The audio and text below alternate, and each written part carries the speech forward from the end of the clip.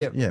So we've done that on day one, because the reality is, when a prospect talks to you and says, okay, you're the best at property, let's say, the first question they're going to ask you is, well, can I see it then? Can I see what I'm going to get?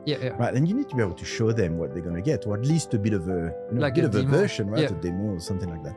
So we build over the years a number of what we call accelerators, which is essentially putting our ideas, our IP, our learnings, and all these sort of things into a box. So when a customer says, can I see what it looks like?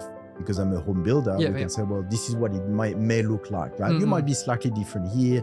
You might sell that product differently. That's okay. But here's roughly what it's going to look like. So we've done that for construction. We've done that for property. We've now done it with AI as well, around real estate. So, there's a few areas that we continue to invest in to show expertise. I think it's very important, as you mentioned, like to be able to showcase like a demo or something that that can inspire the customer. And so you grew this practice to up to 30 people. What was the main challenge in not challenge, but like the main? Could you explain the journey of growing the practice? So I mean, we were lucky in the early days, because we had a few customers that really invested in us as well. Like, I don't mean giving us money, but they really trusted us.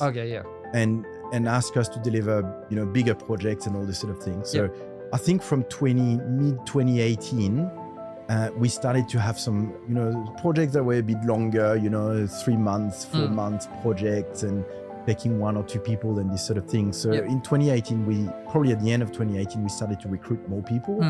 And then it was a bit of a snowball effect, to be honest, because, there were not that many partners at the time. So there were still enough demand for partners to go reasonably quickly.